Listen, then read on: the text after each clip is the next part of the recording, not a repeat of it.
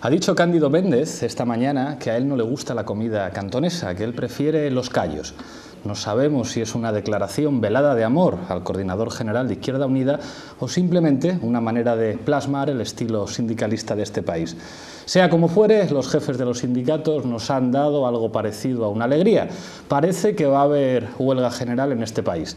Desde La Tuerca, asumiendo nuestra condición de think tank de la izquierda radical, solo dos notas. La primera, ya que va a haber elecciones en Andalucía y en Asturias, quizá tendría sentido que la huelga fuera antes de las elecciones. La segunda nota, seguro que lo tienen claro los sindicalistas, pero a nosotros nos gustaría recordarles que una huelga no es una manera de medir el estado de opinión. Una huelga es un pulso político con todas las consecuencias. No es una guerrita para medir el consumo eléctrico, si ha subido o ha bajado con respecto al anterior. Es una manera de hacer pagar el precio político y económico a los responsables de la crisis. ¿Qué es lo que haremos nosotros si hay huelga? Nosotros trabajaremos aquí en La Tuerca haciendo dos cosas. Por una parte, organizaremos brigadas de reporteros que irán empotrados en los piquetes a nivel estatal y organizaremos una jornada de debate maratoniana aquí. La Tuerca será de alguna manera esa televisión en la que se pueda ver lo que en otras televisiones no se puede ver. Pero el caso es que hoy hablamos de los estudiantes. Decía Francisco Franco en 1956 a los estudiantes antifascistas, jaraneros y alborotadores. Se equivoca Alfonso Moraleda, nuestro colaborador del Partido Popular, que quería enterrar a Franco la semana pasada, cuando decía que Franco había muerto con esta reforma laboral. El cadáver de ese viejo general con voz de flauta sigue gozando de bastante buena salud, y si no basta escuchar lo que ha dicho de los estudiantes Esperanza Aguirre, calificándolos de agitadores profesionales. Ella y toda la puñetera prensa de este país, que desde que no existe público no deja espacio para ninguna opinión disidente. No es que público fuera el Pravda, pero como seguramente pensó León Trotsky en Brest-Litovsk, algo es algo. El caso es que hoy queremos hablar de la nueva primavera estudiantil y para eso también queremos recordar algunos otoños pasados. Para eso contamos con una mesa intergeneracional, enseguida os la presento, pero antes os dejo con la propuesta lisérgica de los chicos malos de Fotogracción. Adelante vídeo, por favor. Esta es una gran nación. Revuelta del fenopático, el hombre del desforcado, y todo para el juzgado, al telediario, y todo para el juzgado, al telediario. La asamblea de Majaras, se ha reunido la asamblea de Majaras, ha decidido mañana sol y buen tiempo. Muy buenas noches, bienvenidos al Gato al Agua. Al cabo de una jornada de movilizaciones, protestas e incidentes también, los recortes, los ajustes en el ámbito de la educación han sido la excusa para llevar la protesta a la calle por parte de jóvenes en Madrid, en Valencia y en Barcelona, entre otras ciudades, pero fundamentalmente en estas tres, siendo la ciudad condal escenario, como van a ver, de incidentes protagonizados por los radicales y violentos de turno que sin duda aprovechan estas circunstancias para arrasar.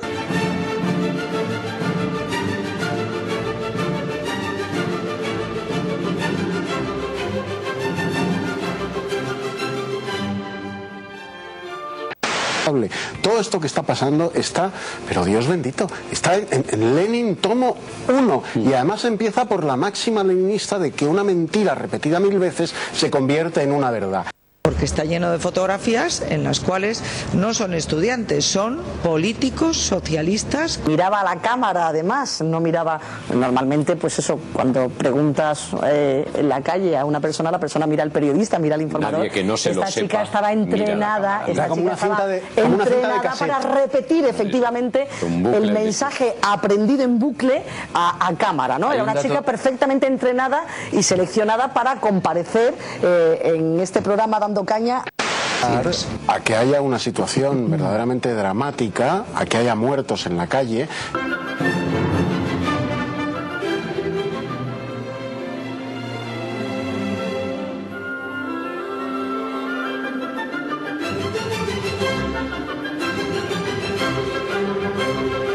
Y no ha pasado en Grecia ya, ¿eh?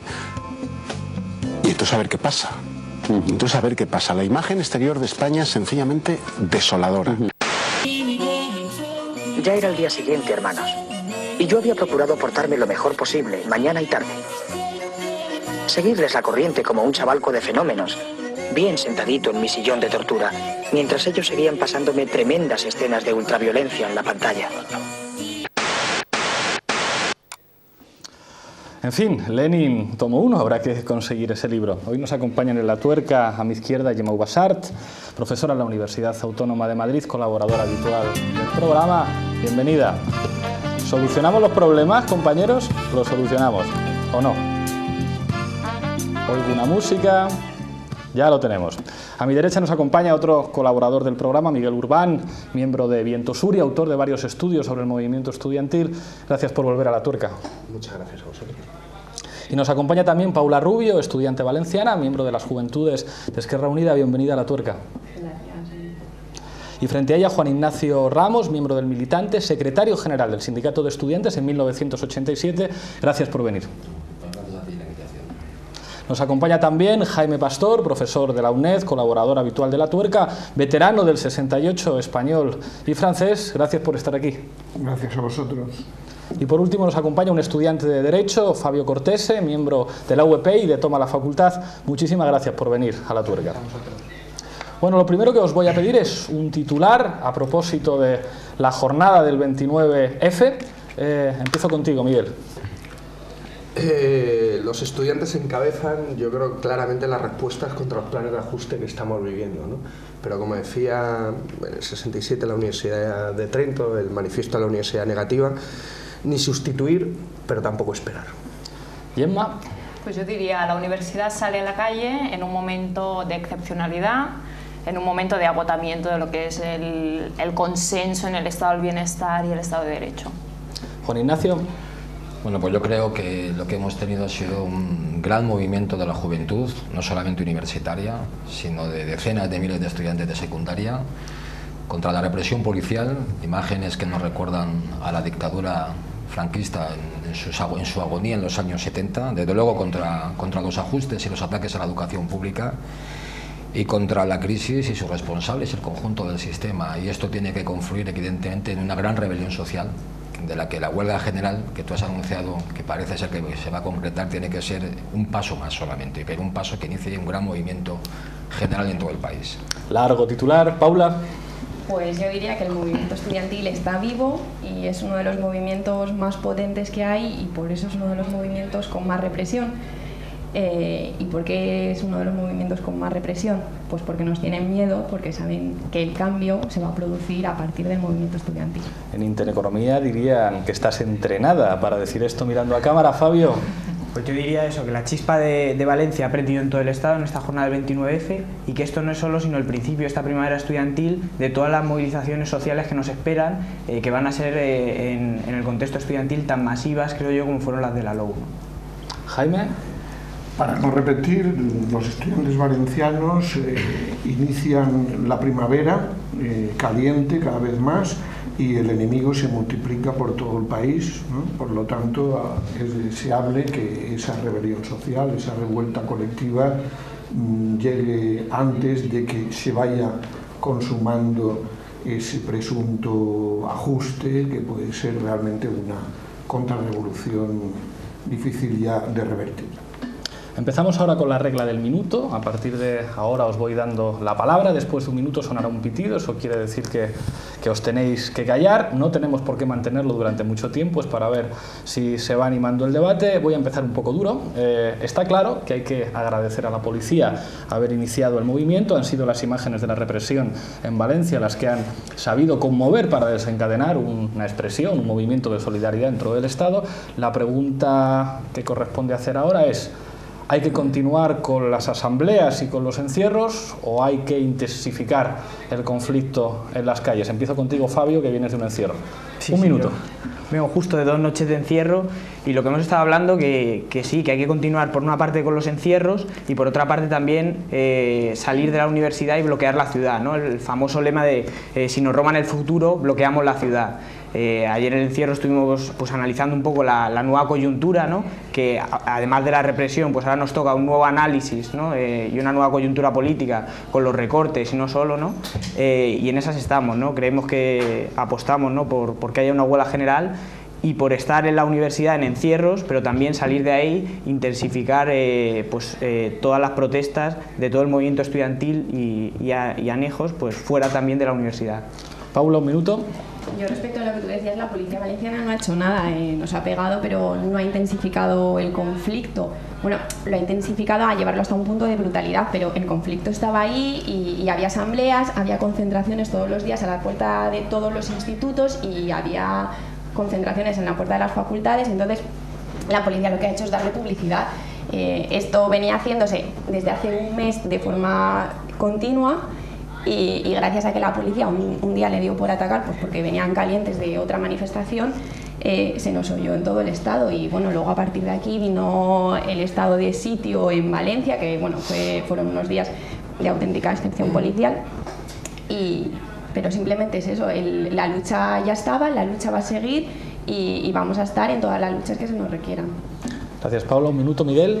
Bueno, la primera parte de este minuto para solidarizarme con los estudiantes de la Asamblea de La Laguna, a los cuales quieren expedientar, aplicando todavía el régimen franquista disciplinario del 52, que todavía sigue vigente. Yo creo que este programa también debería servir para denunciar esto. O sea, seguimos todavía con regímenes disciplinarios del franquismo dentro de la universidad. Yo creo que eso es lo primero. Segundo, solidarizarnos con los detenidos y las detenidas de ayer en Barcelona. Yo creo que es fundamental, y condenar la brutalidad con la que los Mossos se aplicaron contra las y los manifestantes, incluso con atropellos de manifestantes, que eso no ha salido en ningún sitio. No ha salido en ningún sitio. Hemos tenido diferentes titulares en La Razón y en la ABC, pero no hemos visto el atropello de las y los estudiantes. Entonces, lo primero, solidarizarnos con esto y terminar con lo que decía antes. El movimiento estudiantil está sirviendo como una vanguardia, yo creo que una vanguardia de calentar este inicio de la primavera, y no puede tampoco, ni muchísimo menos, y no podemos esperar que sustituya lo que tiene que venir ahora, que es verdaderamente un recrudecimiento de la lucha en el mundo laboral contra esta reforma que estamos viendo, que elimina totalmente lo que habíamos visto hasta ahora, ¿no?, en las leyes laborales. Gemma, un minuto. Sí, yo creo que situamos estas movilizaciones en una confluencia de un espacio movimentístico o unas dinámicas movimentistas más amplias, ¿no? Ciertamente movilizaciones más coyunturales en respuesta a la represión policial, pero también un movimiento estudiantil más de larga durada, con también luchas universitarias no solo en el ámbito de los estudiantes, y una confluencia cada vez mayor, pues lo que son luchas por los derechos sociales, lo que fue el 15M, por lo tanto un contexto, un espacio de confluencia y de suma. O sea, como una bola de nieve de suma de cada vez más movilizaciones y formas organizativas nuevas, ¿no? Un poco como respuesta, pues, a la nueva época que se nos pone delante, ¿no? A la nueva época de capitalismo financiero y de fin, de ruptura, de segunda ruptura y de posible final de lo que son los regímenes de bienestar, ¿no? O sea, una confluencia, una suma de distintas movilizaciones, movimientos, estructuras organizativas, que es bueno que se vayan retroalimentando mutuamente. Gracias. Juan Ignacio, un minuto.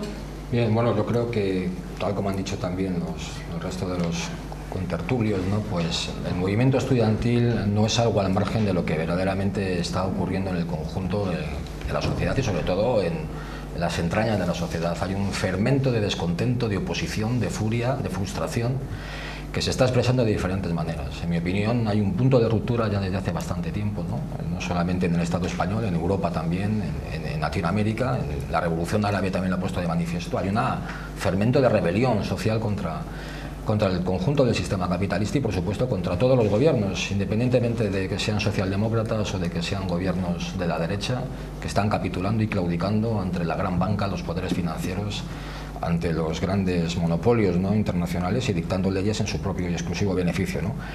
Y evidentemente los tapones que se han puesto a que ese descontento se exprese, y yo creo que ha habido aquí por parte... Se terminó. Un minuto, Jaime.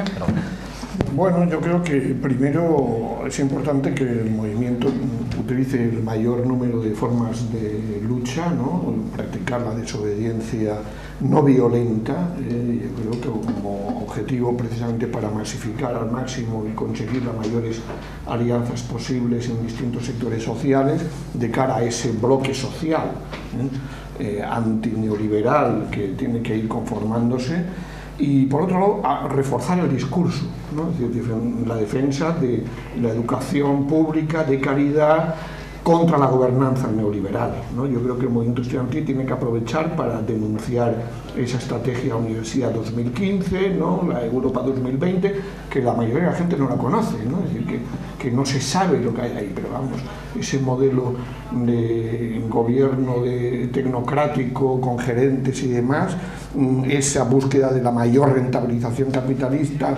mercantilización, privatización encubierta de la universidad, todo eso tiene que ser denunciado y plantear una alternativa autogestionaria desde la propia universidad.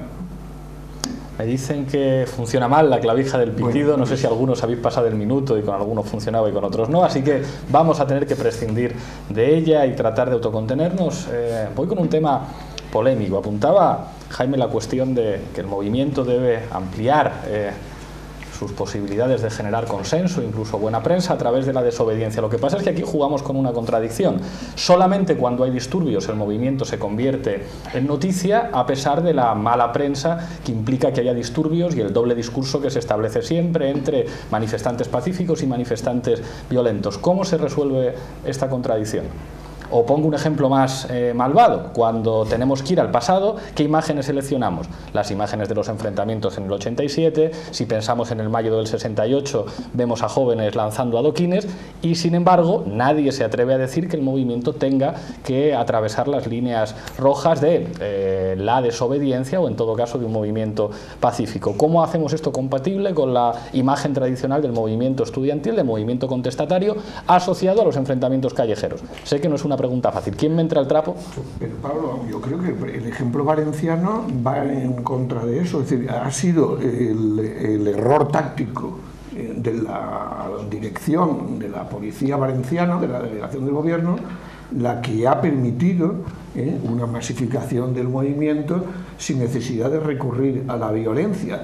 Y a mí me parece que la respuesta a los días siguientes de ir con libros en la manifestación fue ejemplar, ¿no?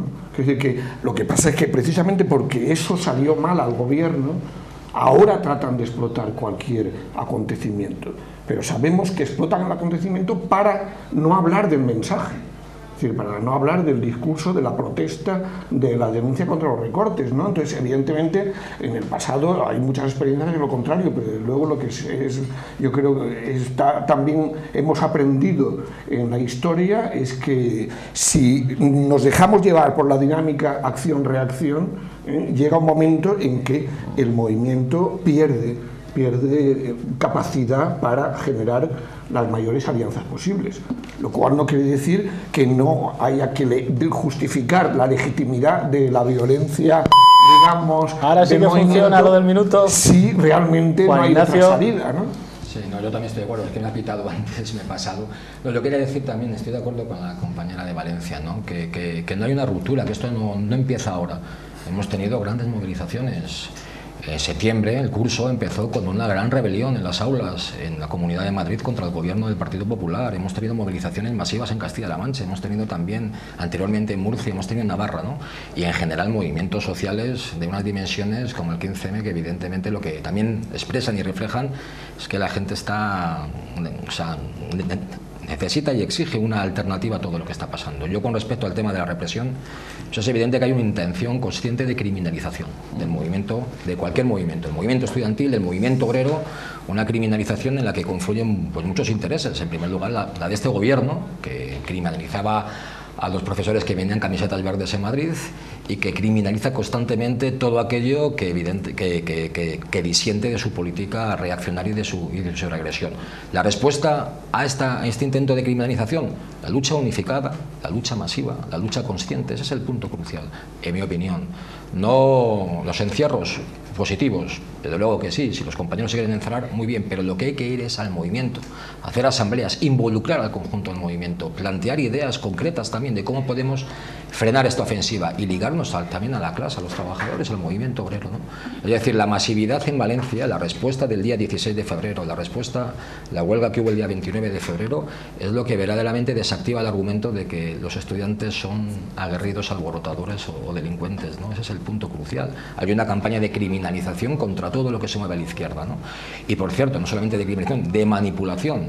Hoy salen los titulares de La Razón y del ABC: Rubalcaba incendia las calles, el PSOE incendia las calles. Hombre, por supuesto, ¿no? Pues todo el mundo tiene derecho a participar en las manifestaciones, pero ha habido también manifestaciones muy fuertes contra la política del Partido Socialista, ¿no? Yo un poco quería continuar un poco por aquí con la idea de, bueno, de creación de frentes amplios, pues de defensa, en este caso defensa de la universidad pública, de la educación y en cierto sentido de derechos sociales, ¿no?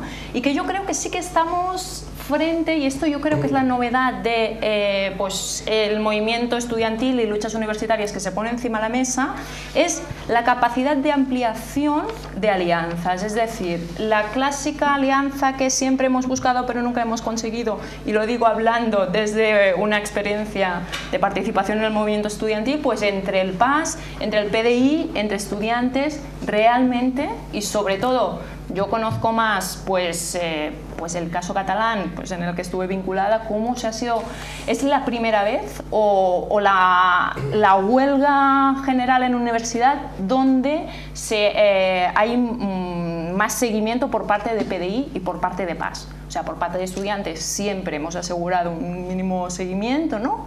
Pero es el momento donde se añade el PAS, el PDI, y por lo tanto, se amplía en universidades, en institutos, ¿no? Por lo tanto, yo creo que la ampliación de frentes, un consenso amplio, también se trabaja desde una estructura, desde estructuras organizativas, desde plataformas mucho más amplias, y que creo que los actores actuales en el movimiento estudiantil y en luchas universitarias tienen mucha más capacidad de construir, y creo que aquí se apunta una novedad importante de este proceso de luchas estudiantiles que se está abriendo, ¿no? Yo creo que es un poco la novedad que se apunta.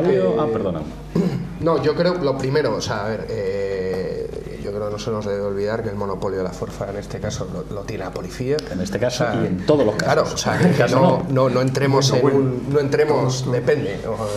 El tema es que ahora mismo, desde luego, lo tiene la policía, quien ejerce la violencia, y lo hemos visto, en este caso ha sido la policía. El tema es cómo conseguir articular repertorios de acción colectiva de desobediencia civil organizada, lo que planteaba Fabio antes, ¿no? Por ejemplo, bueno, claro, si tú vas a cortar la ciudad, pues yo creo que el PP quiere dejar bien claro que ha llegado un nuevo sheriff a la ciudad, y entonces te va a cargar. Entonces, si tú abogas por la desobediencia civil cortando calles, sabes que eso va a pasar, y eso lo tienes que enfrentar de una forma o de otra.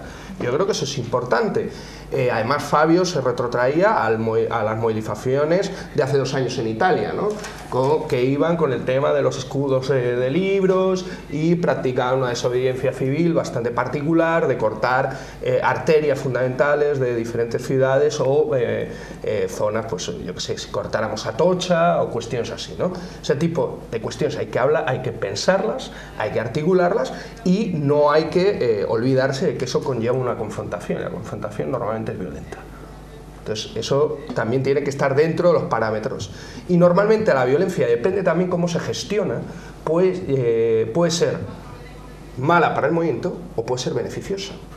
Entonces, también ese tipo de cuestiones también tienen que estar encima de la mesa cuando hablamos de ese tipo de cuestiones, ¿no? Entonces, otra cosa es que ahora mismo el estado de movilización no sea bueno una estrategia en donde haya una tensión de confrontación violenta. Yo creo que no es el momento, no viene ahora, pero en otras partes, yo creo que, y en otros momentos históricos, sí ha dado resultados. El tema es cómo valoramos eso y cómo lo conjugamos. Y por último, el tema de los frentes amplios, cómo se consigue solventar que no sea mayoritario lo que escuchábamos ayer en la tertulia de Televisión Española de 24 horas, que era para vomitar directamente lo que estaban hablando del movimiento estudiantil. Pues siendo mayoría social. Siendo mayoría social, hablando con la marea verde, hablando con la marea blanca. O sea, lo que hay que plantear es que hay que preparar una huelga general y hay que preparar una movilización sostenida en el tiempo, y eso solo se hace haciendo alianzas de sectores que ahora mismo están en lucha y pueden animar a otros sectores a caminar hacia ese escenario. Paula, Fabio y Juan Ignacio. Vale, bueno, respecto a las plataformas unitarias y demás, bueno, a mí no se me escapa un tema que me parece que es crucial para el movimiento estudiantil de ahora, que nunca habíamos tenido antes, que es el 15M. El 15M aparece en un momento en el que el movimiento estudiantil, desde mi punto de vista, no sé si tú coincidirás conmigo, está completamente desactivado tras la derrota de Bolonia y demás, porque tenían la razón, pero no ganamos. Y entonces aparece el 15M y empezamos a hacer actividades constantes, asambleas constantes universitarias en el momento en el que el 15M se diversifica en barrios, pueblos y universidades. Empiezan las concentraciones, las luchas, y esto es el 15M el que lo reactiva. Entonces tenemos que utilizar también el 15M, tenemos que seguir formando parte del 15M y hacer el 15M útil para ayudarnos a confluir con todo el resto de sectores sociales que están también dentro del 15M. Entonces, esto es muy importante. Además, el 15M tiene, bueno, por lo menos en Valencia, tiene una cosa muy buena, que son los talleres de resistencia pacífica que dan periódicamente. Estos talleres de resistencia pacífica nos dicen cómo enfrentarnos a la policía, y probablemente puede ser una de las causas por la que la policía se puso como se puso, porque la policía cargaba y nosotros hacíamos cadenas para que no nos dieran, y la policía seguía cargando, y al haber cadenas, y cuando nos cansábamos de que nos dieran palos, nos sustituían. Así se mantuvo, las cargas policiales se mantuvieron en el tiempo, la prensa llegó, lo grabó, y además, gracias a todo esto, ayer en la huelga se consiguió hacer, por lo menos en Valencia, que es lo que he vivido, una desobediencia civil bastante fuerte. Se cortaron arterias principales de la ciudad y demás. Entonces, ¿qué nos queda? Nos queda seguir como hasta ahora y seguir atrayendo a gente. Yo personalmente pienso que la violencia no la podemos utilizar, porque en el momento en que utilicemos la violencia deslegitiman este movimiento. Y lo bonito que tiene es que le gusta a todo el mundo. O sea, todo el mundo quiere sumarse, todo el mundo está a favor de los chicos y las chicas del Lluís Vives. ¿Por qué? Porque ellos no utilizaron la violencia. Quienes utilizaron la violencia fueron los otros, los policías. Ahora seguimos con esto y le doy la palabra a Fabio. En este programa funciona la dictadura del proletariado, y el proletariado es el realizador, que me dice que tenemos que pasar a vídeo. Gema Díez, la reportera que ha sido capaz de demostrar que el glamour no está reñido con la izquierda, estuvo ayer en el entierro del pato que algunos llaman cisne complutense. Vamos a ver qué nos trae. Adelante vídeo, por favor. Hoy es un día de luto para todas nosotras. Han matado al cisne de la Universidad Complutense. Lo han matado igual que están matando a la educación pública. Y por ello, una serie de trabajadores y estudiantes han venido a la puerta del rectorado para manifestarse y para decirle su último adiós tanto al cisne como a la educación pública. Vamos a ver cuáles son las últimas palabras que tienen para ello.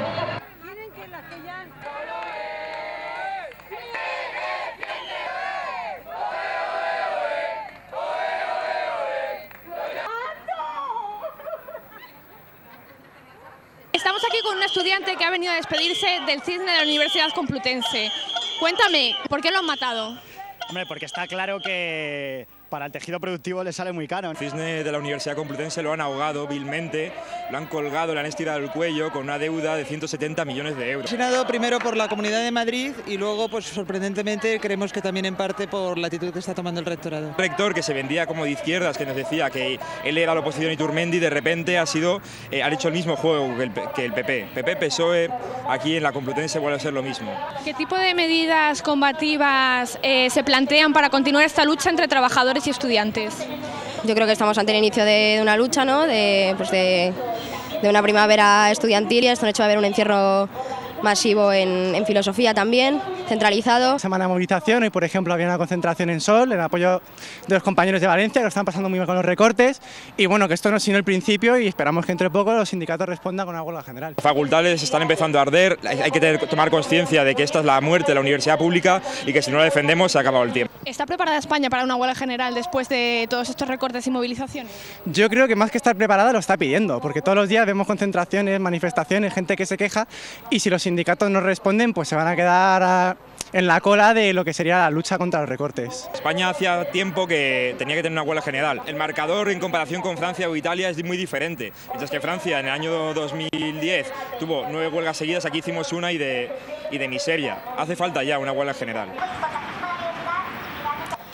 Podrán matar al cisne, pero lo que no podrán matar será ni a los trabajadores ni a los estudiantes que salen a la calle a reivindicar sus derechos y una educación pública.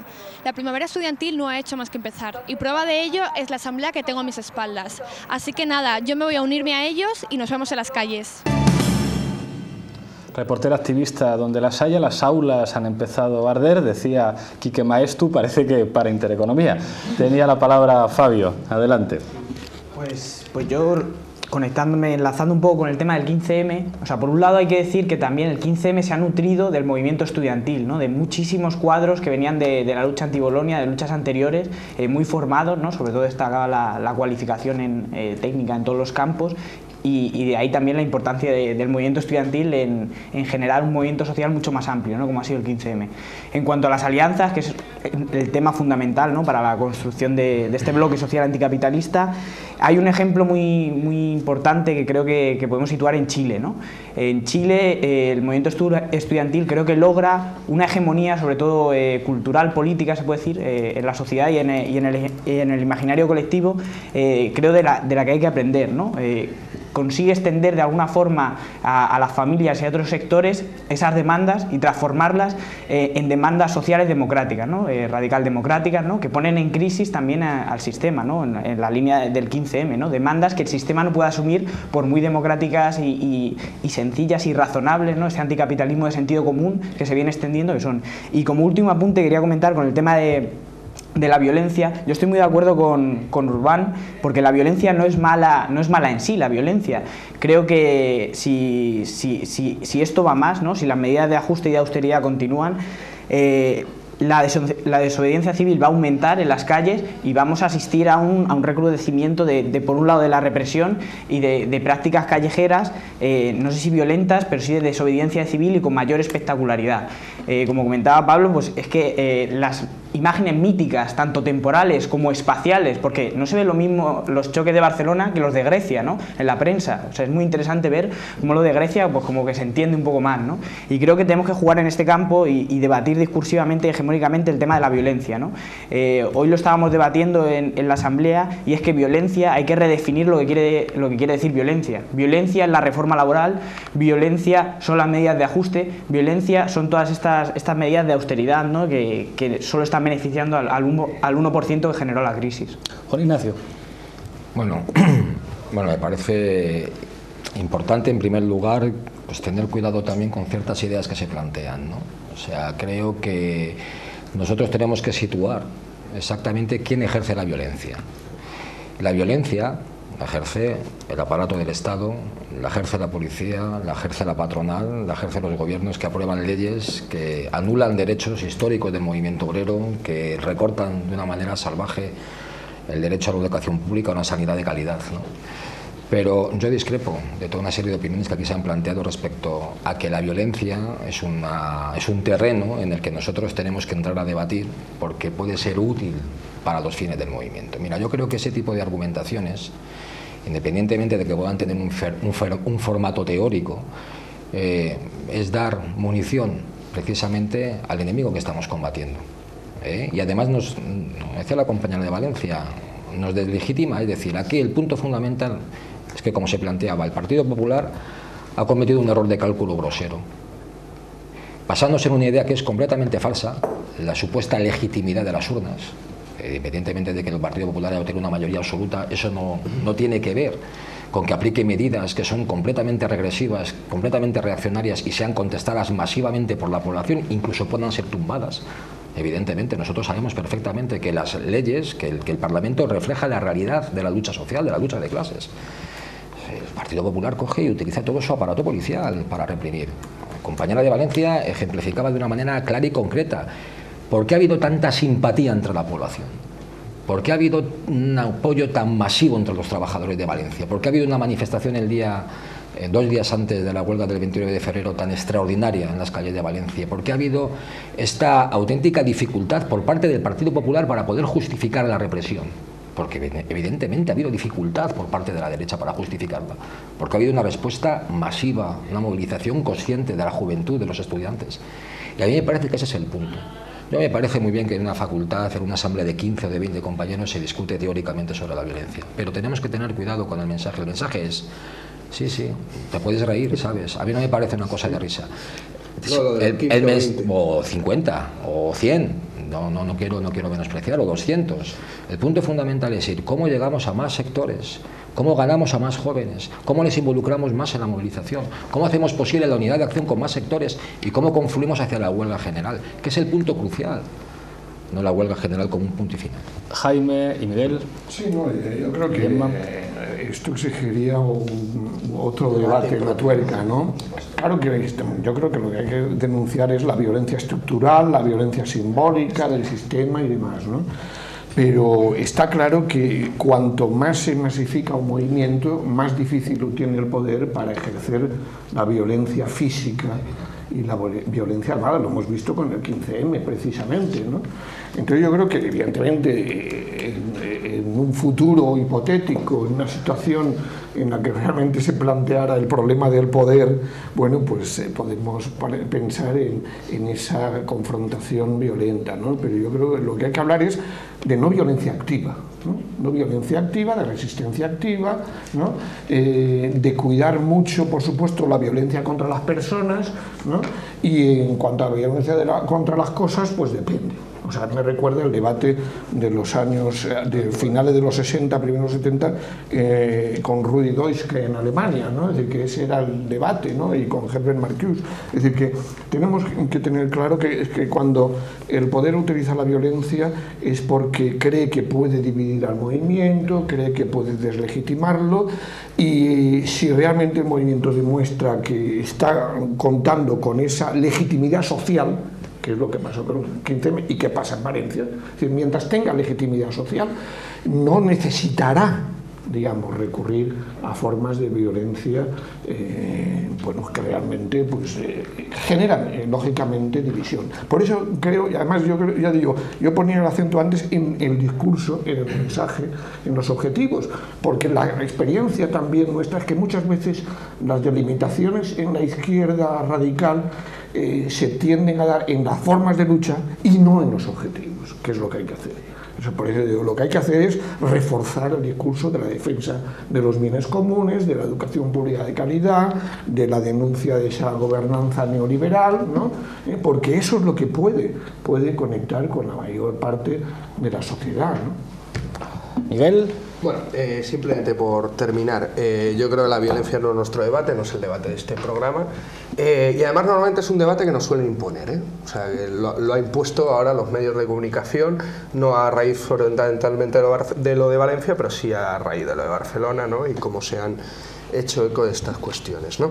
Simplemente me reía, y por aclararlo y tal, porque parecía un menosprecio a las asambleas universitarias, lo de 15 o 20 personas, no por otra cosa, porque en el fondo estoy de acuerdo en bastante de las cosas que contemplaba. El problema es que en esta mesa, entre otras cosas, estamos muy de acuerdo en la mayoría de las cuestiones, ¿no?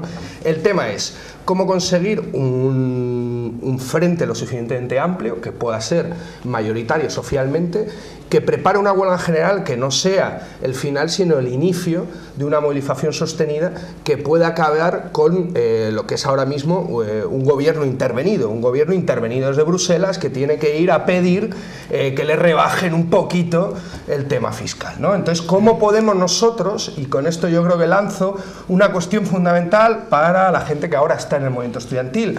Yo recuerdo que antes teníamos por lo menos unas coordinaciones a nivel europeo que nos eran muy fructíferas a la hora de lanzar movilizaciones conjuntas. Yo creo que cada vez estamos viendo que los ataques son más comunes, es necesario que el movimiento estudiantil reactive esas coordinaciones que siguen latentes, que los estudiantes y las estudiantes griegas, italianas, portuguesas, francesas, alemanas, y en este caso en el Estado español, por lo menos luchemos juntos contra unos planes que nos están atacando a todas.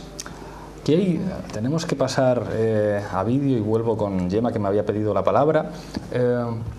Hay una cosa en la que yo discrepo. Yo sí creo que las formas de lucha son determinantes a la hora de plantear en última instancia las condiciones de posibilidad del movimiento. Está claro que la violencia es una cuestión que solamente afecta al poder, pero también vemos cómo se muere de risa la derecha cuando describe manifestaciones sindicales que terminan tomando cañas en la Puerta del Sol. Eso sí, cuando se ocupa la Puerta del Sol y se montan tiendas de campañas, la derecha ya no se ríe tanto.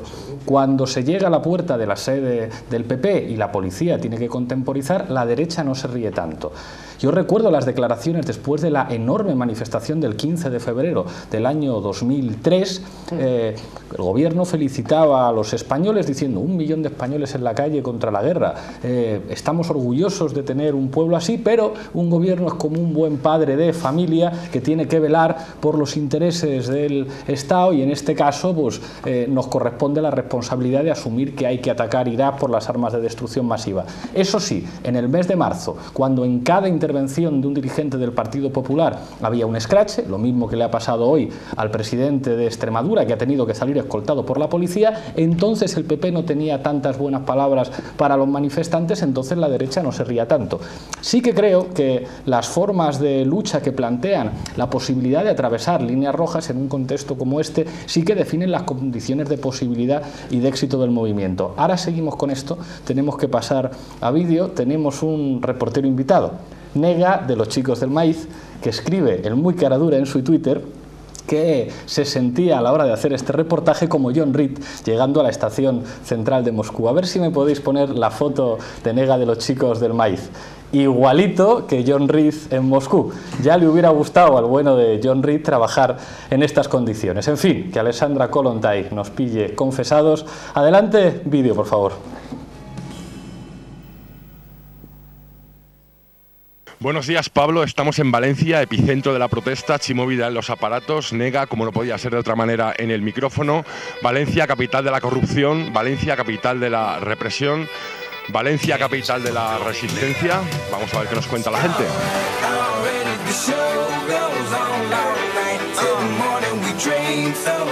¿Por qué estás aquí manifestándote? Por muchas razones. En primer lugar, por los recortes indiscriminados del gobierno a los sectores públicos. Estamos apoyando a los estudiantes y porque también estamos en contra de todos los recortes que se van a aplicar en la Comunidad Valenciana, tanto en educación como en sanidad, y porque estamos en contra del abuso policial. Pues estamos aquí para reivindicar sobre la estrategia 2015. Estudiante, simplemente. A pesar de la edad, soy estudiante.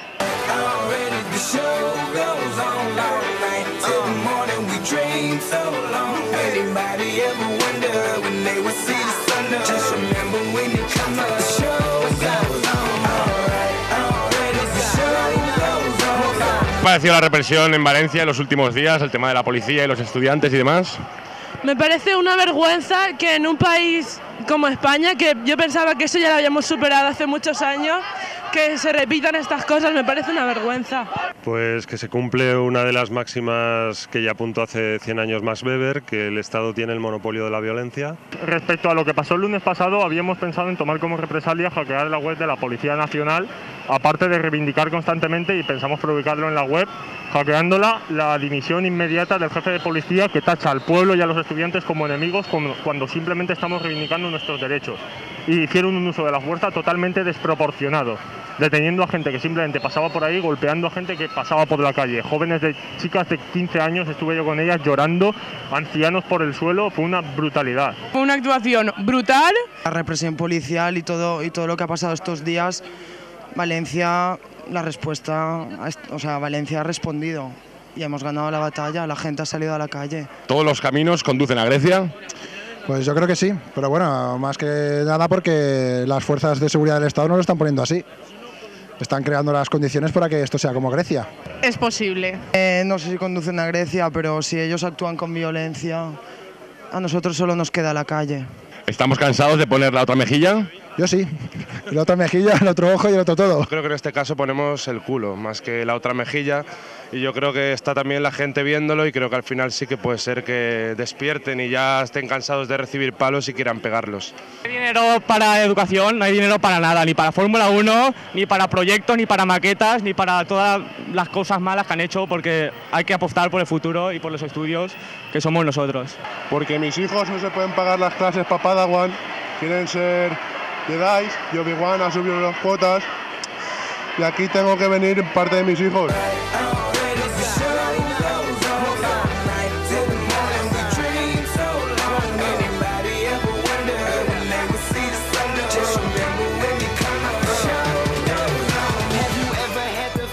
Bueno, Pablo, así están los ánimos, calentitos. Esto fue Chimo y Nega reportando para La Tuerca. Mucha banderita, pero a mí no me engaña, sinvergüenza. Tenía la palabra Gemma. Sí, bueno, y un poco para cerrar también el debate que habíamos abierto, yo creo que hablar de repertorio de sección está bien, reproducir el debate clásico entre violencia y no violencia, yo creo que bueno, se tiene que hacer, pero es un debate que básicamente nos lo han centrado los medios. No voy a justificar, pero los disturbios en Barcelona fueron muy relativos comparados con otros momentos de movilización. Creo que está bien planteárnoslo, pero yo creo que bueno, avanzamos un poco más, y creo que otro aspecto interesante que sí que tendríamos que pensar es, aparte del repertorio de acción, demandas. ¿Qué discurso, no? ¿Qué discurso nos dotamos? Movimiento estudiantil, ¿qué discurso nos dotamos? Luchas universitarias, pues sea de PDI, sea de paz, ¿no? Y yo creo que el anclaje es el seguir en la línea de reivindicar esta democracia radical, estas demandas de derechos sociales, ¿no? Y que esto nos encaja, pues nos encaja con las demandas del 15M, o sea, con un consenso, un amplio consenso de defensa de derechos sociales, pues que entronca con el 15M, pero también entronca con otros sectores sociales que están luchando, sean las luchas en defensa de la sanidad pública, luchas en defensa de la educación pública, luchas por la defensa de derechos de protección social. Por lo tanto, yo creo que el anclaje y la construcción discursiva es esta de construcción de democracia radical, ¿no? Estos derechos que a todos los que hemos nacido después del franquismo nos contaron, además nos lo contaron en la escuela, nos lo contaron en la universidad, pues revertirlos, ¿no? Y bueno, queremos la materialidad de estos derechos. Y yo creo que esto se está haciendo bien, aunque sea de una manera no muy pensada o no muy elaborada, por la materialidad de los recortes. O sea, en el caso dels Països Catalans, pues CiU está haciendo un laboratorio neoliberal, o sea, un laboratorio de pruebas neoliberales, y el PP en el País Valencià seguramente que es el PP más corrupto y más recortador y más con unas prioridades menos sociales, pues del Estado español, ¿no? Y no es gratuito que sean los Països Catalans donde se está yendo más allá en lo que son las luchas por la defensa de derechos sociales, y en este concreto pues las que podríamos situar en el ámbito social, ¿no? Pero bueno, un poco para remarcar esta idea de necesitamos un discurso amplio que genere consensos y un discurso en el que podamos ir encajando las distintas luchas y momentos organizativos que vamos encontrando, ¿no? Fabio, yo os recuerdo que estáis invitados a interrumpiros, que estáis de un educado, así no hay que discuta. Dale, Fabio.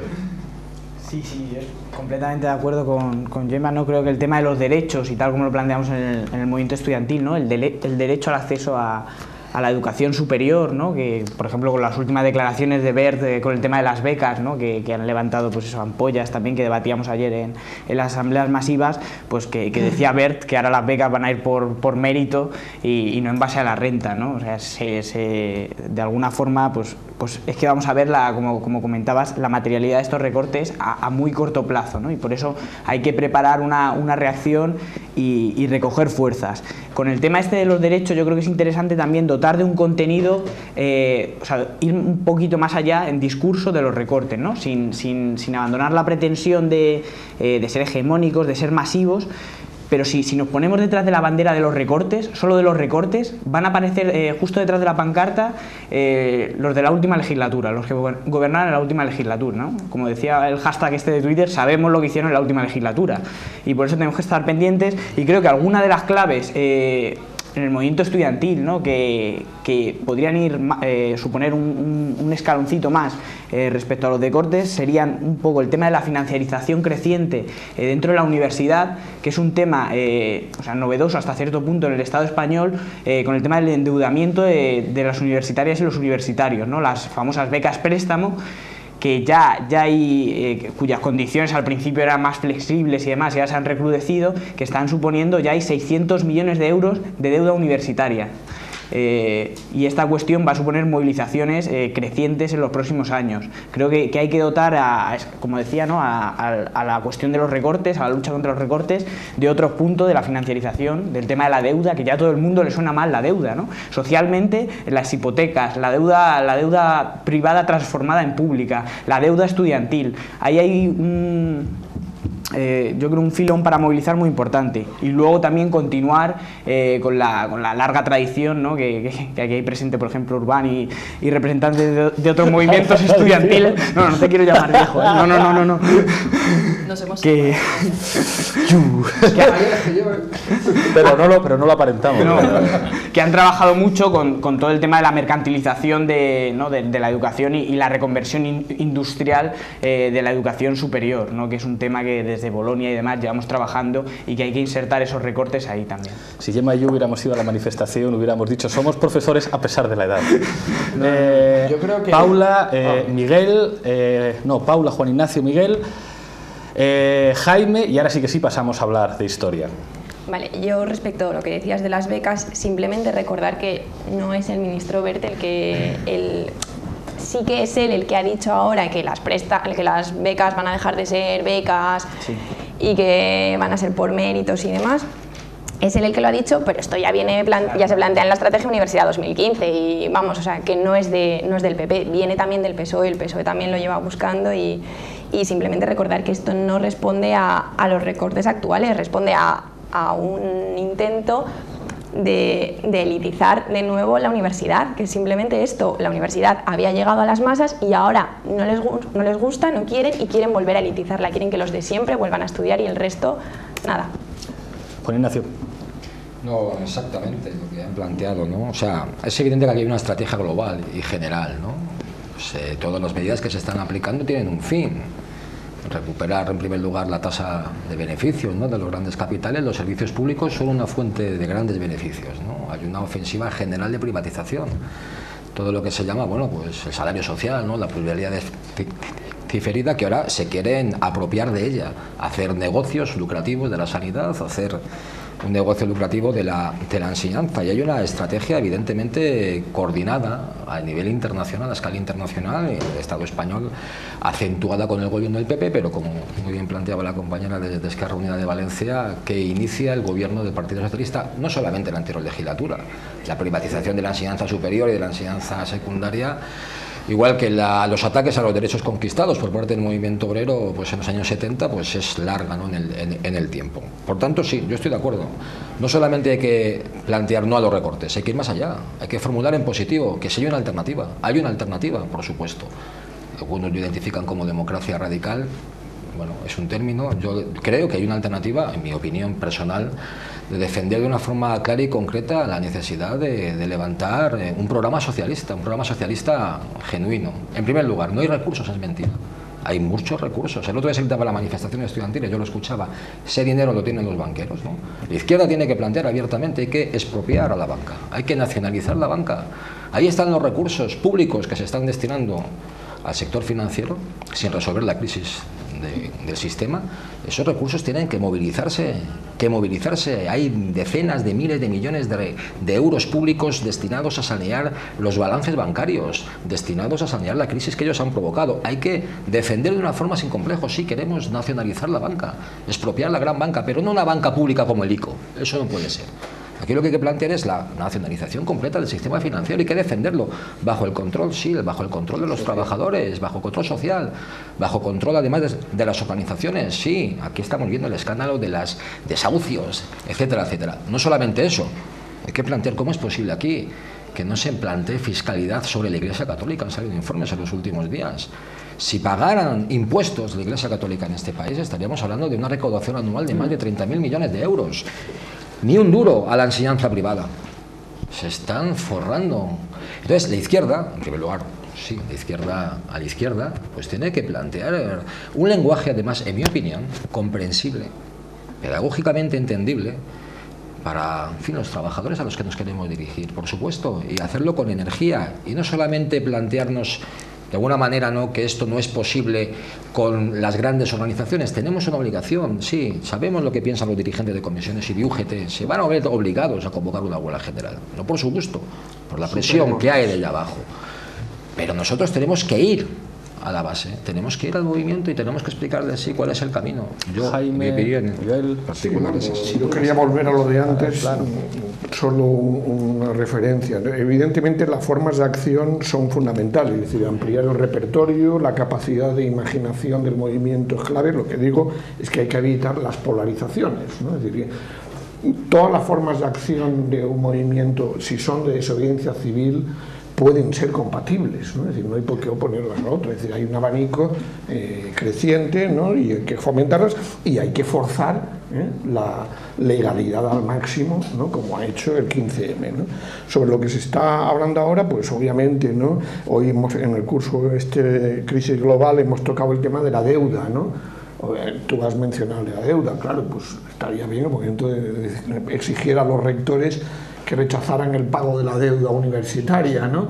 Habría que cuestionar por qué hay que pagar la deuda pública, ¿no? Romper con el chantaje de la banca, ¿no? Del sistema financiero, y también hemos hablado de la necesidad de una banca pública, de una política fiscal progresiva, y luego evidentemente yo creo que hay que retomar eslóganes. Tú has estado en Juventud sin Futuro, ¿no? O estás, ¿no? Es decir, sin casa, sin pensión, sin empleo. Bueno, pues ahí en positivo hay base para ampliar eso, la propuesta, ¿no? Y bueno, pues vamos, yo confío en la creatividad, ¿no? En la creatividad que hemos visto que ha potenciado el 15M y que estamos viendo que está contagiando a distintos sectores de la sociedad, ¿no? Aquí lo que hay que hacer es aprender con el movimiento, con lo que realmente esté generando mayor consenso dentro del mismo, ¿no? Miguel, y pasamos a vídeo. Es increíble de las tertulias. Pasamos de la violencia de Valencia al comunismo en una sola tertulia, ¿no? Podríamos llamarlo prácticamente, ¿no? Yo creo que es fundamental, sí, evidentemente, tener un escenario, tanto lo que ha planteado Juan Ignacio como lo que ha planteado Jaime, ¿no? El tema es cómo llegamos a hacer posible ese escenario, ¿no? Yo creo que eso es lo fundamental. Como lo que estamos hablando aquí fundamentalmente es el movimiento estudiantil, yo creo que lo importante es dar también que generar discursos contrahegemónicos, y muchas veces eso se consigue dando la vuelta al propio discurso que han creado en torno a la meritocracia, en torno a la universidad y en torno a la universidad como fundamentalmente fábrica de trabajadores, ¿no? Yo creo que y por eso es tan importante ligar el movimiento estudiantil con la reforma laboral que estamos viendo ahora. Yo creo que eso es una salida y es una propuesta en cierta medida. En ese sentido, Bolonia decía, la universidad está para formar y preparar mejor a las y los alumnos, ¿no? Bueno, ¿hacia dónde nos van a preparar mejor? ¿Hacia dónde? Que se diga, o sea, que se diga hacia dónde nos van a preparar mejor. El tema de las prácticas, ese tipo de cuestiones hay que sacarlo. El tema de la gobernanza, que es fundamentalmente Universidad 2015, es que a lo mejor ya no quedan universidades públicas para entonces, ¿no? O sea, depende cómo sigamos. Claro, porque la Universidad Complutense, que es la universidad más grande de este estado, está en quiebra. Está en quiebra, directamente. Entonces no podemos plantear, aquí se ha dicho, lo ha dicho Jaime, el tema de no pagar la deuda. Claro, el problema es que no solo que la Universidad Complutense no debe no pagar la deuda, sino que le paguen lo que le deben, entre otras cosas, claro, para poder pagar las suyas, ¿no? En cierta medida. O las universidades valencianas. ¿Sabemos cómo el gobierno de Camps ha estado pagando a las universidades valencianas los 5 últimos años? A través de préstamos de los bancos que los intereses iban a parar a las universidades valencianas, por ejemplo. Ese tipo de cuestiones hay que plantearlas encima de la mesa. Eso es fundamental. Y fundamental el decir una cuestión que aquí cada día, con eso de españoles por el mundo, con los viajes a Laponia y demás, nos están diciendo, piraros, iros, aquí no tenéis futuro. Y yo les doy la razón, aquí no hay futuro, pues el futuro se conquista. Y eso es lo que hay que decirle a la gente. Lo que tiene que decir es, vamos a conquistar nuestro futuro. El movimiento estudiantil tiene que hacer una lucha por conquistar y recuperar su futuro. Fabio. Sí, al hilo, bueno, como decía Miguel Urbán, o sea, completamente de acuerdo. Como decía también el Che, si el presente es de lucha, el futuro es nuestro, ¿no? Por ahí van un poco los tiros y la ilusión. Y es que toda la razón, es que hay a la semana 1.500 licenciados cualificados emigran del país, ¿no? Esta famosa fuga de cerebros que hasta el ministro Wert últimamente se jacta de ella, parece ser. Y es que esto demuestra también otra cosa, ¿no? Que la adaptación de la universidad a este mercado laboral basura, ¿no? Que es lo que nos han venido vendiendo, ¿no? Que vamos a adaptar la universidad a un mercado laboral precario, basura, pero bueno, por lo menos vais a tener un empleo basura, pero vais a tener empleo. Pero es que es mentira. O sea, ese paradigma de adaptación se ha roto también con la crisis. Es que solo hay que leer los periódicos y mirar la realidad. Ya no tienen cómo vendernos que la universidad se adapte a las necesidades de la economía productiva. Pues bueno, ahora para conquistar el futuro vamos a hablar un poco del pasado, pero antes de eso tenemos el curso de política para indignados impartido, cómo no, por el profesor Monedero. Adelante vídeo, por favor.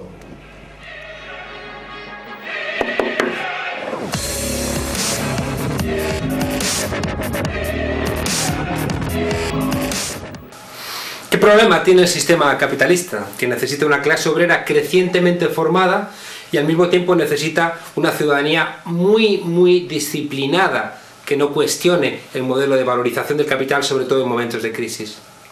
¿Qué hacer? ¿Es posible realmente tener una ciudadanía que sea capaz de adaptarse a las exigencias crecientes técnicas del modelo y que al mismo tiempo esté dispuesta a amputar todos los aspectos de ciudadanía que le corresponderían en tiempos de alza del sistema? La crisis actual del modelo neoliberal se la juega en si es capaz de disciplinar a la ciudadanía. Y como un elemento de ruptura de esa armonía disciplinada, la universidad y las enseñanzas medias aparecen como un lugar esencial.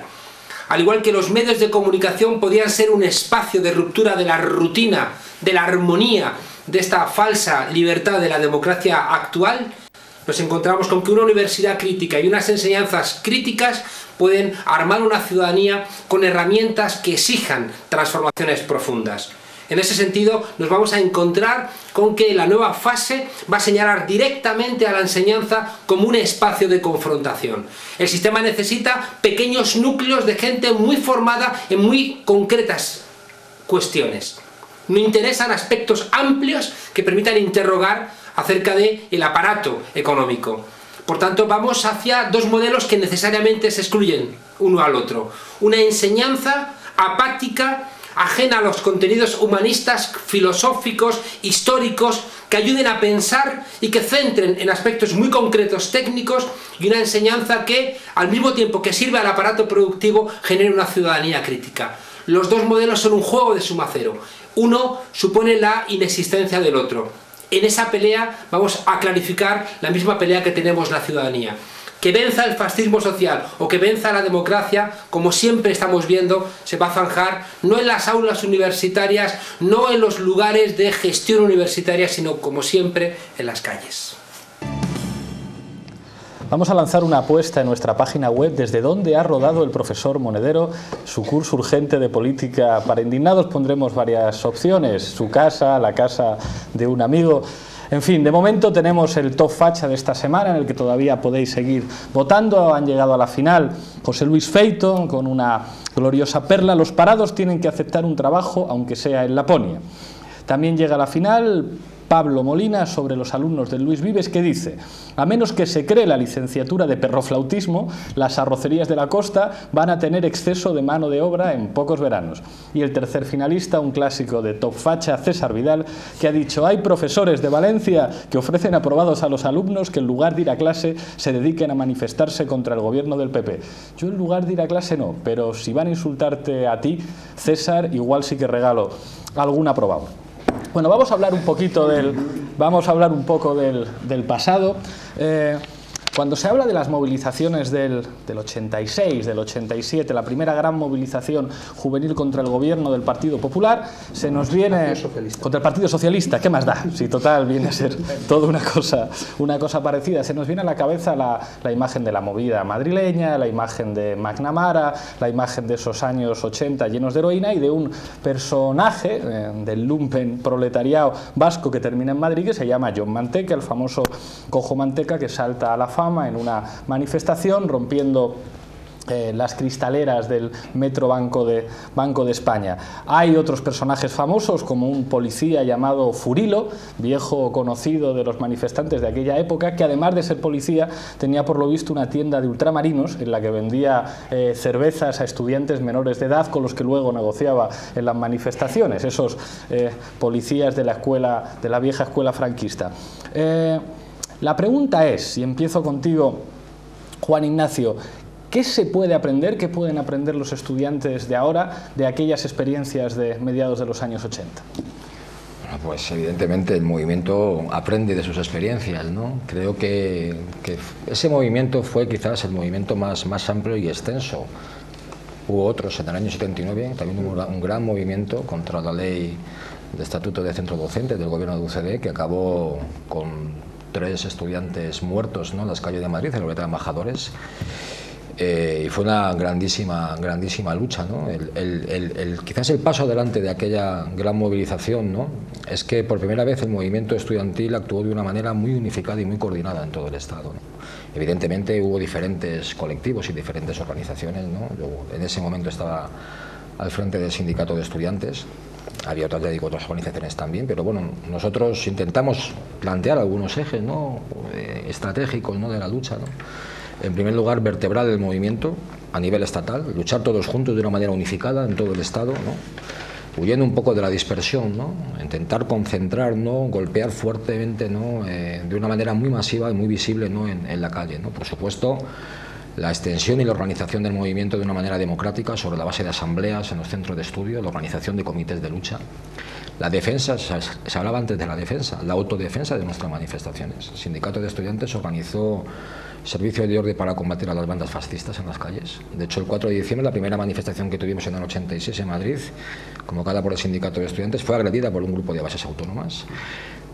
Que por cierto fue también un proceso de experiencia de los propios estudiantes. Cuando planteamos incluso defender esa manifestación, nos encontramos en las reuniones preparatorias con muchos prejuicios, ¿no?, relativos al papel, ¿no?, de los fascistas, que bueno, que en fin había que tener una actitud democrática. Claro, nada más que fue la acción de los fachas el día 4 de diciembre lo que impulsó inmediatamente la formación de comité de autodefensa en todos los centros de estudio. Aquí en Madrid son famosas las imágenes, ¿no?, del servicio de orden armado. Nosotros armemos al servicio de orden con defensas para responder y para repeler a los fascistas. Por supuesto, otra de las claves fue nuestra orientación al movimiento obrero. Nosotros aquí he visto, ¿no?, el titular de hoy, ¿no?, Obreros y Estudiantes Unidos y Adelante. Esa fue una consigna muy popularizada en aquel momento. Por ejemplo, los comités de lucha organizados por el sindicato de estudiantes los movilizamos hacia los polígonos industriales, hacia las fábricas, a intervenir en las asambleas de trabajadores, coordinarnos, confraternizar, recibir, por cierto, también el apoyo económico de las asambleas obreras. Sindicato de estudiantes, en las diferentes colectas y coordinaciones que hacíamos, obtuvimos casi, no sé, 6 o 7 millones de pesetas. También nos dirigíamos al movimiento obrero organizado y a sus dirigentes y les exigíamos su implicación, el apoyo al movimiento, desde comisiones obreras a UGT, etcétera. Y evidentemente también, bueno, pues la máxima unidad de acción con el conjunto de las organizaciones y de los colectivos, ¿no? Y concluyo solamente con una cuestión, ¿no? Muchas de las contrarreformas que hoy se están planteando están acabando, o intentan o pretenden acabar con conquistas que se lograron desde aquel momento. Por ejemplo, la gratuidad de la enseñanza secundaria, que no existía. Había que pagar tasas en los centros de estudio de secundaria. Eso se consiguió en el año 1987. La construcción de 850 centros de estudio. Por ejemplo, la capacidad para poder organizarse los estudiantes de secundaria. Incluso el derecho a huelga, que no existía en aquellos momentos, etcétera. Y por cierto, y con esto me acabo, aquella movilización abrió el camino a la gran huelga general del 14 de 1988. ¿no? Entonces yo creo que sí, hay toda una serie de valiosas experiencias, por supuesto, con lo que el movimiento hoy también aporta, ¿no?, a todos los niveles, ¿no? Fabio pedía la palabra. Sí, yo, la verdad, o sea, yo no tengo nada que contar sobre esa época, como se puede entender. Solo hemos leído del movimiento estudiantil a través de textos, ¿no?, sobre todo, por ejemplo, de Francisco Fernández Buey, ese magnífico La Universidad Democrática, en el que cuenta un poco, pues, todas las fases por las que ha ido pasando el movimiento estudiantil aquí en el Estado español, que es muy interesante. Yo solo quería hacer un apunte, ¿no?, con el tema este, que creo que a mí también me sorprendió el título, ¿no?, Quiero decir, porque justo ayer en el encierro este masivo que hubo en la Complutense estuvimos hablando de alguna forma de este título. Y creo que sin querer hacer aquí ninguna crítica, ¿no?, que el sindicato de estudiantes, esta organización casi extinta hoy, se ha quedado con esa consigna durante 30 años, casi extinta, ¿sí? Se ha quedado con esa consigna durante 30 años, ¿no? Hoy en día hay que ir más allá, ¿no? O sea, vivimos en una sociedad más compleja y no hay una figura tanto del estudiante separada de la del obrero-obrera, ¿no?, trabajador-trabajadora. Muchos estudiantes, muchísimos compañeras y compañeras de clase, de todas las facultades, se ha generalizado, quiero decir, la figura de un estudiante que necesita trabajar, ¿no? Un estudiante que compagina su estudio, su grado, que además le pone unos tiempos muy marcados, con un trabajo basura, un trabajo de teleoperador, un trabajo de cajera a cajero, porque al fin y al cabo esa es la única salida que están teniendo la mayoría de universitarios y universitarios españoles, ¿no? Y de alguna forma hay que reconfigurar esta consigna a día de hoy. Aquí está muy bien que ahora mismo te doy la palabra, es para aclarar lo del título. Se hacía con toda la intención al ponerlo con interrogaciones.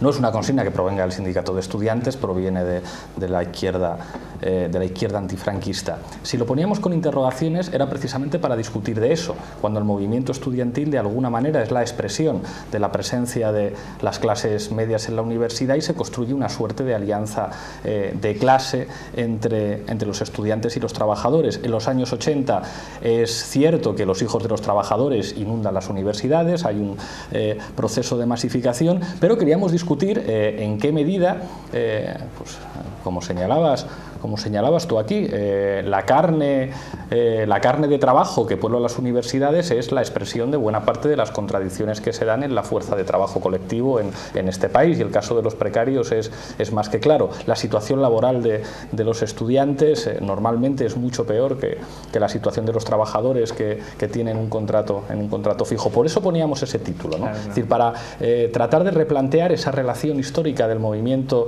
estudiantil con las organizaciones de los trabajadores en un contexto de transformación del trabajo. Miguel, Juan Ignacio y Paula. Bueno, simplemente una cosa, empezar con lo que has terminado y ya centrarnos en lo del 86-87. O sea, yo creo que hay una proletarización creciente del estudiantado. Yo creo que eso es evidente. El propio proceso Bolonia tiende hacia eso, en los ritmos de estudio, la disciplina propia del estudiantado, el tema de las prácticas gratuitas en empresas, una serie de cuestiones, ¿no?, que yo creo que es fundamental. Entonces, esa ruptura, ¿no? O sea, hay en cierta medida, como decía Fabio, una ruptura de la frase, ¿no?, que por lo emotivo y lo que evoca sigue siendo recurrente en muchas movilizaciones, ¿no? Sobre el 86-87, aunque Fabio me haya llamado un histórico, no, yo no estaba en el 86-87, de hecho ni en el instituto todavía, ni muchísimo menos, creo que tenía 6 años, con lo cual ya digo la edad.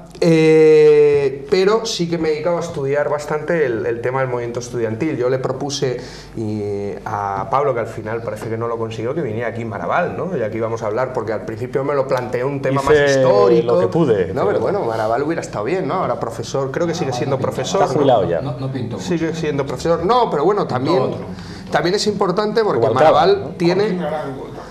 Maraval tiene uno de los estudios de la lucha estudiantil antifranquista más importantes, no solo porque fuera ministro de Educación, ni muchísimo menos, ¿no? Eso es importante también conocerlo. Pero bueno, yo creo que el 86 y 87 fue la primera movilización que yo creo que rompe con los repertorios de acción colectiva claros de la lucha antifranquista en el ámbito estudiantil, con lo cual ahí podríamos decir que es la ruptura que sella la transición en los repertorios de acción colectiva del movimiento estudiantil.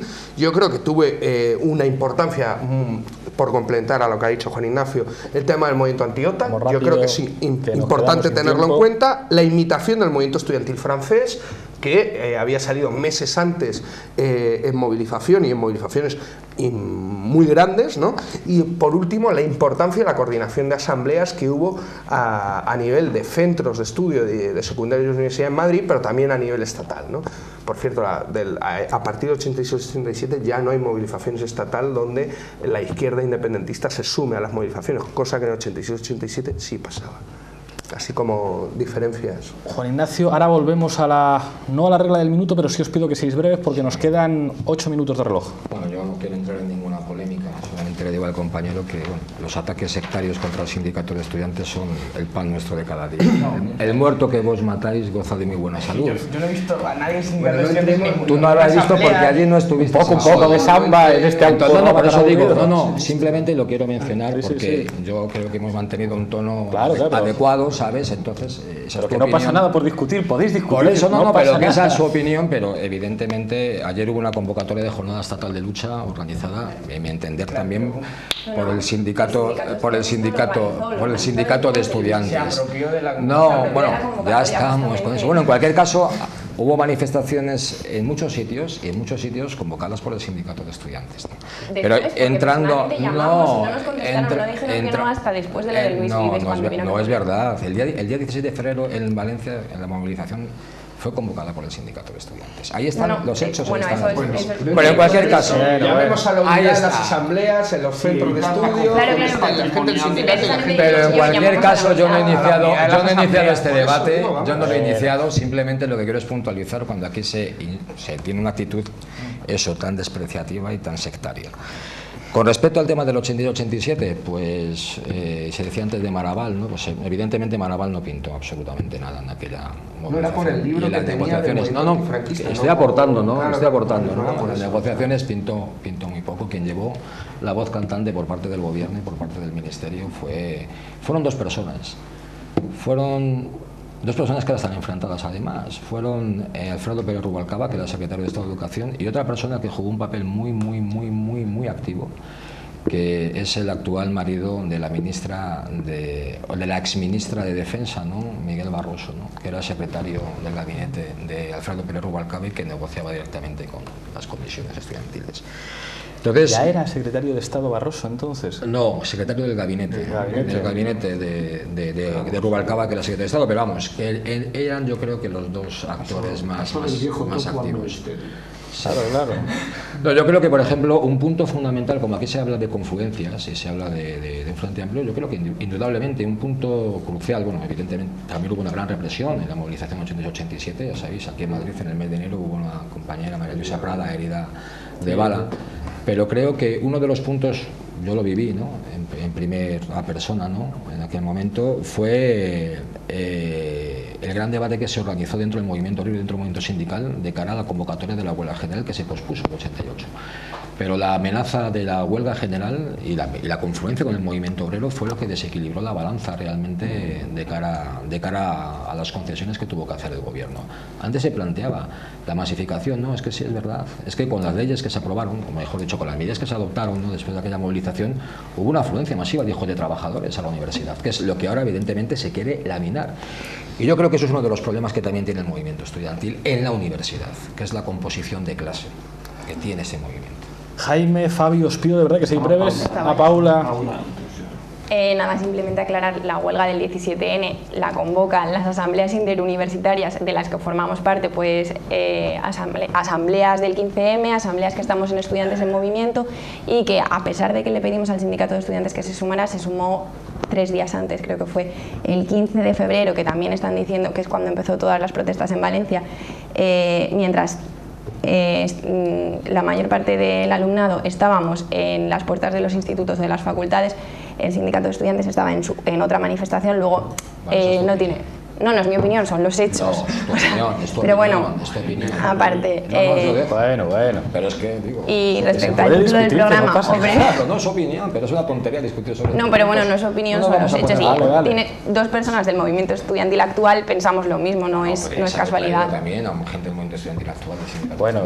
Bueno, aparte de esto, Obreros y Estudiantes Unidos y Adelante, lo que creo que reivindicamos es que estudiantes también somos clase trabajadora y entonces tenemos que seguir reivindicándolo. Entonces es absurdo decir Obreros y Estudiantes Unidos y Adelante porque somos lo mismo. El problema que sí se plantea el movimiento estudiantil, que lo quiero decir, es cuando, por ejemplo, en las asambleas interuniversitarias o en las asambleas en defensa de la universidad pública, distintas asambleas que haya, planteamos a comisiones obreras o a UGT o al STE, quien sea, que secunde nuestro paro académico, no suelen hacernos caso. Esta vez sí, porque se ha dado el especial suceso del Luis Vives, claro. pero generalmente no nos secundan. Entonces sí, el movimiento estudiantil siempre va a estar al lado del movimiento obrero, pero creo que coincidirás conmigo, Fabio, que no siempre el movimiento obrero está al lado del movimiento estudiantil, cuando siempre es el detonante de toda la movilización social. Fabio, Jaime, Gemma. Sí, acabamos. Lo que comentábamos al principio, que el movimiento estudiantil tiene que ser una avanzadilla en este sentido, y lo está siendo de cara a la convocatoria de la próxima, de una futurible y casi, esperemos que segura, huelga general el 29 de marzo, o veremos la fecha. Y en este sentido, pues sí, me de acuerdo con Paula, no quiero volver al tema este del sindicato de estudiantes, y no vuelvo, lo dejamos ahí. No quiero volver, no vuelva. Es fácil. Y nada, comentar eso, que todas las plataformas, que la universidad también, eso, estamos intentando la construcción de plataformas de alguna forma a nivel local. A nivel local quiere decir que representen a la comunidad universitaria de cada universidad, por así decirlo, que sumen a todos los trabajadores, a todo el profesorado, que también, en términos de prestigio, al fin y al cabo, luego también el movimiento anti-Bolonia se nutrió de muchos becarios, ayudantes, doctores, cuyas becas FPI y FPU ahora van a recortar, que ya lo han anunciado, y hay otro sujeto para movilizar muy importante, ¿no?, de la unión de quien quiere entrar en la universidad, de quien quiere ser profesorado y de sus estudiantes. Y poco más, ¿no? Creo que podemos continuar con la historia. Gemma, Jaime, venga. Muy breve. Primero, que el ayer y hoy está también representado por el jefe de la Policía de Valencia, ¿no?, que fue de la brigada, colaborador de la brigada política. Puesto por Rubalcaba. No, hombre, bueno, sí, ahora. Pero que ya lo remitías entonces. No, yo creo que es importante recordarlo, ¿no?, como no hubo depuración, ¿no?, y se ha mantenido ese legado de la brigada político-social. Luego yo hice algunas entrevistas con Enrique Laraña, estuvimos haciendo entrevistas a gente activa del movimiento, y ahí, sin entrar en el debate anterior, pero es verdad que aparecieron dos estructuras, ¿no?, la del sindicato y las coordinadoras, ¿no? Es decir, que yo tuve la experiencia, a ti no te entrevisté, pero entrevisté a otros colegas, porque nos repartimos el trabajo, y ahí sí se veía dos concepciones, no necesariamente incompatibles, ¿no? Es decir, una concepción, digamos, de estructura sindical más tradicional, que yo sí creo que el sindicato de estudiantes no está muerto, es decir, podemos decir, vale, tiene un peso, pero fundamentalmente en el ámbito de los institutos, ¿no? Pero creo que en la universidad no ha llegado, ¿no? Y entonces yo creo que lo que se veía entonces eran dos tipos de discursos, dos tipos de propuestas, una más, ya digo, más tradicional, con lo bueno y lo malo, y otra más asamblearia, pero es verdad que la que logró legitimación mediática entonces fue el sindicato de estudiantes, ¿no? Eso hay que reconocerlo, ¿no? Se rompió también por la maniobra que hizo el Partido Socialista. Y luego también tuvo su crisis con el gallego con David Balsa. El David Balsa, este famoso. A la reunión, dos camiones, dos autobuses. Y luego, bueno, pues eso, yo creo que lo curioso es que la derecha sigue utilizando al Cojo Manteca como, que por cierto parece que existe en Facebook, hay alguien que se llama Cojo Manteca en Facebook. Es un compañero ¿no? De los nuestros. No, si somos amigos. Claro. Eres amigo del Cojo Manteca. Pero es curioso, ¿no? Porque como la derecha mediática está utilizando eso. Bueno, pues ya está, lo dejo. Gemma. Sí, yo muy rápidamente. Sí, un poco, pues ya que estábamos en la historia del movimiento estudiantil, un poco lo que nos muestra, como cualquier movimiento juvenil, es el movimiento con más sube y bajas, ¿no? Y con todo, que esto significa muchas fortalezas y también debilidades, ¿no? Pero yo creo que hay dos cosas a remarcar que un poco nos han ido enseñando las distintas olas de movilización estudiantil, ¿no? Pues desde las del franquismo hasta todas las que podemos ir identificando, ¿no? Que en los territorios han sido un poco desiguales, pero bueno, han ido sucediéndose estas olas, ¿no? Un primero de impactos más directos, ¿vale?, que es un poco lo que estábamos hablando, impactos más directo, sea en políticas educativas universitarias o un impacto más amplio, pero sobre todo, y quería remarcar y un poco quedarme con esta idea, este espacio de socialización y politización que ha sido el movimiento estudiantil históricamente, ¿no? Esta construcción de cultura y conocimiento crítico, este espacio de repensar de manera crítica pues, la universidad, pero también la sociedad, ¿no? Y creo que esto es uno de los puntos fundamentales en este ataque a la universidad pública. O sea, evidentemente hay un recorte en I+D generalizado y por lo tanto repercute en la universidad. Hay un cambio de modelo, también un cambio de modelo hacia la privatización de la enseñanza y la enseñanza universitaria en este sentido, pero sobre todo lo que hay es una voluntad de recorte en cultura y conocimiento crítico. O sea, esta ruptura en este espacio de socialización, politización y cultura y conocimiento crítico. Tenemos que cerrar, voy a dar una palabra a Miguel Urbán, solo porque me ha regalado este libro que vamos a aprovechar para promocionar. Ocupemos el mundo en Icaria. Miguel, 30 segundos de reloj.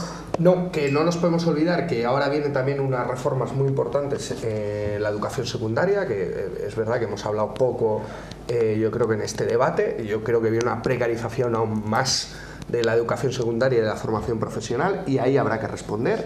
O sea, yo creo que es fundamental que la unidad de acción se hace andando, se hace en las asambleas y se hace en la calle. Yo creo que eso es fundamental. Buscar la unidad de acción, intentar ser mayoría y hegemonía social para poder parar los recortes que están viniendo no solo del PP, sino de la troika de este país, que vuelvo a repetir, país de países intervenido por los poderes financieros europeos. Concluimos ahora sí. Me informan de realización que el ganador en la votación de Top Fach ha sido Pablo Molina. A menos que se cree la licenciatura de perroflautismo, las arrocerías de la costa van a tener exceso de mano de obra en pocos veranos. Recibirá la visita de un reportero de La Tuerca y el correspondiente regalo.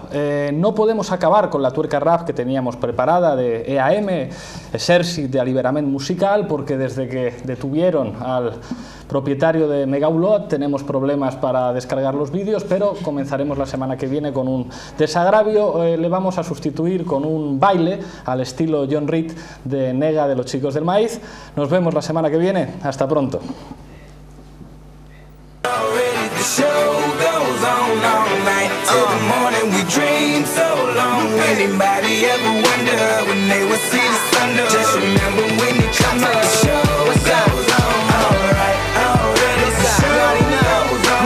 ¿Qué ha parecido la represión en Valencia en los últimos días, el tema de la policía y los estudiantes y demás?